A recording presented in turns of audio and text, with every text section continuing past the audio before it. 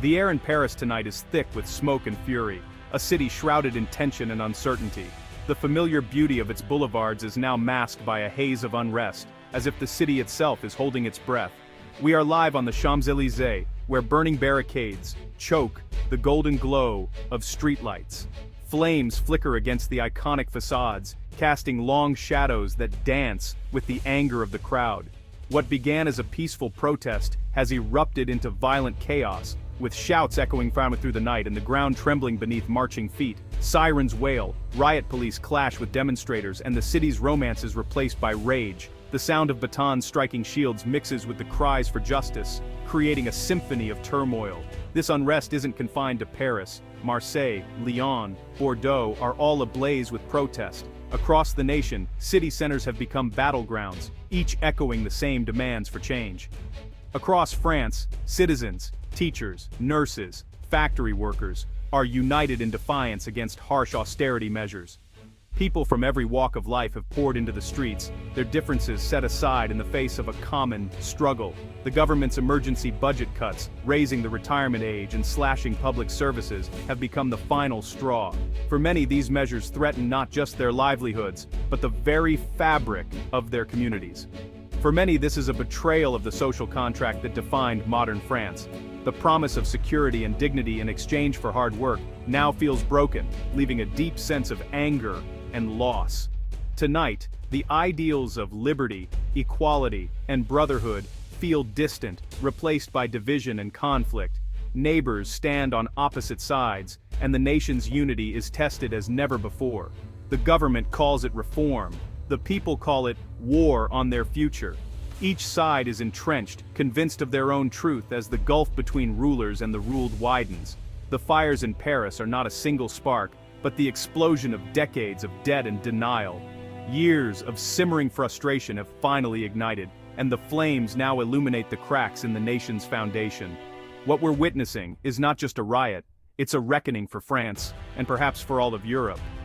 As the world watches, the question remains: can a nation so deeply divided find its way back from the brink, or is this the beginning of a new era of upheaval? The crisis unfolding on France's streets today is the culmination of decades of overspending and financial mismanagement. For nearly 50 years, successive governments spent more than they collected in taxes, consistently covering these deficits by borrowing heavily. This borrowing was used to fund a generous welfare state, which included universal healthcare, early retirement, and robust social benefits that many came to rely on. These social promises became deeply ingrained in the French identity. Yet the political will to finance them never matched their escalating costs. Raising taxes was always unpopular with the public. Cutting spending was deemed politically unthinkable. Consequently, year after year, the government continued to borrow more, effectively pushing the financial burden onto future generations. The result is a colossal national debt, akin to a credit card bill that never gets paid off, growing larger with each passing year. As the debt swelled, interest payments began to consume a larger portion of the national budget, leaving less for essential services like hospitals, schools, and infrastructure. The 2008 financial crisis and subsequent Eurozone turmoil exposed the underlying dangers. Economic growth slowed, deficits ballooned, and the national debt soared to unprecedented levels. Now, the ticking time bomb of debt is accelerating, and the consequences are erupting violently in the streets. The pattern of borrowing to maintain a comfortable lifestyle has become unsustainable, leaving many families worried about the future. This crisis is not a sudden occurrence. It's the bitter harvest of decades of financial denial and avoidance. France's financial reckoning has finally arrived, demanding urgent and decisive action to address the long-standing issues. The French government is trapped, caught between creditors demanding discipline and citizens refusing to give up hard-won benefits. Every attempt at reform, especially raising the retirement age, sparks massive protests and paralyzes the country.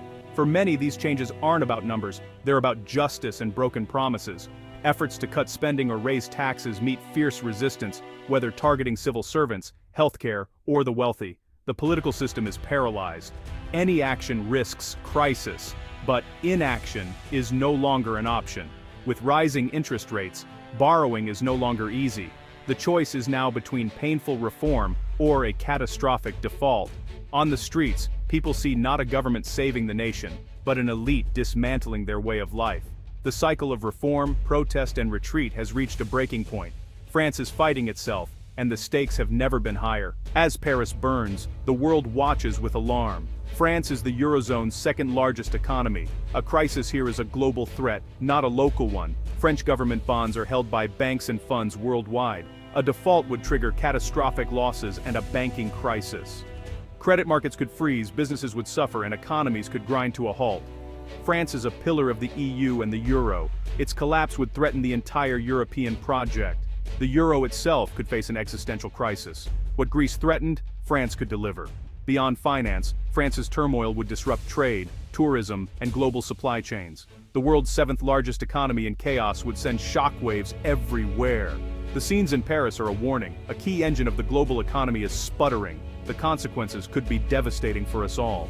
At the heart of France's crisis is its cherished welfare state. Universal healthcare, generous pensions, and social protections were designed for a different era, when more workers supported fewer retirees. Today, people live longer, birth rates have fallen, and the ratio of workers to retirees has collapsed. A pension is not a savings account. It's a transfer from today's workers to today's retirees. With fewer workers and more retirees, the system is under unbearable strain. Attempts to reform are seen as attacks on fundamental rights, not necessary adaptations. The right to retire at a reasonable age is deeply ingrained in the French psyche. Changing the system feels like betrayal, fueling anger in the streets. The welfare state, once France's pride, is now a crushing financial burden. Reform is essential, but emotionally and politically explosive. The system's survival is at the heart of the nation's turmoil. France's debt has soared past 3.2 trillion euros, over 115% of its GDP. For over 40 years, France hasn't balanced its budget. Deficits are the norm. Last year alone, the government spent 150 billion euros more than it collected. The pension system alone consumes nearly 15% of GDP, one of the highest rates in the world. Every year, more borrowing adds to the debt mountain, and interest payments eat up the budget. Investors are growing nervous, demanding higher interest rates to lend to France. This makes borrowing even more expensive, worsening the deficit. The numbers are no longer abstract, they're a trap. France is running out of ways to escape its debt spiral. The consequences are now impossible to ignore. France is trapped in a vicious debt cycle. As debt grows, investors demand higher interest rates, making borrowing costlier. Billions are spent each year just on interest, money that could fund schools or hospitals. To cover these costs, the government borrows even more, deepening the debt trap. The cycle accelerates. More debt leads to higher rates, which leads to more debt. Breaking free requires drastic spending cuts or tax hikes, the very measures sparking mass protests. The government is trying to break a runaway car, but the public is fighting to keep the gas pedal down. The logic of the debt trap is clashing with political reality.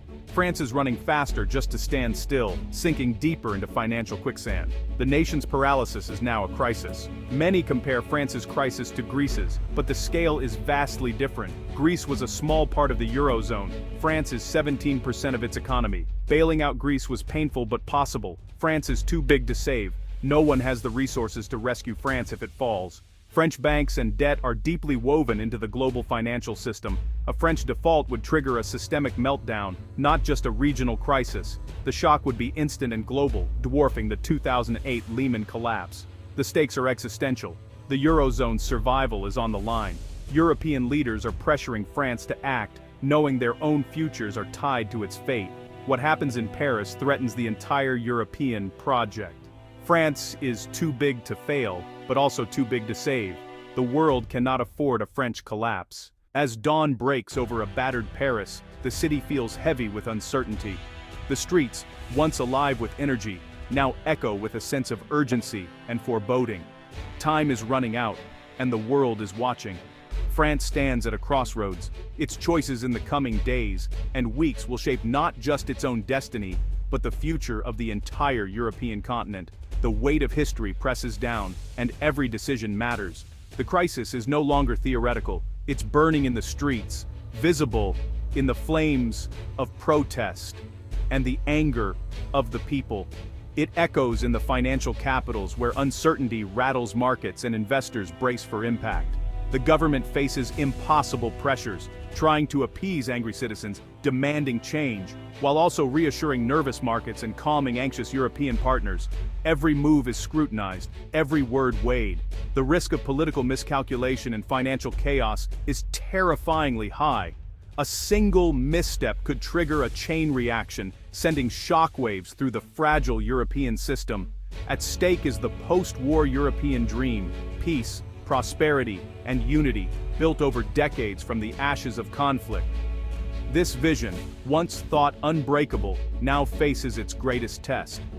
If France falls to paralysis and ruin, the Eurozone could fragment, nationalism could surge, and Europe's global influence could collapse. The very fabric of European cooperation is at risk of unraveling. The stability generations have taken for granted is at risk. Ordinary families, workers, and children now face a future clouded by doubt and fear, wondering what tomorrow will bring. Any solution will be painful, requiring shared sacrifice and a new social contract. It will demand courage, compromise, and a willingness to put the common good above individual interests. Denial is no longer an option. The cliff's edge is here, and the clock is ticking. The choices made now will echo for generations. The world watches, hoping France can step back from disaster. Allies and rivals alike are alert, knowing that what happens here will affect them all. If France falls, it will not fall alone. The shockwaves will be global, touching economies, politics, and lives far beyond Europe's borders. This is the 11th hour, and Europe's fate hangs in the balance. The decisions made now will determine whether the continent rises together or falls apart.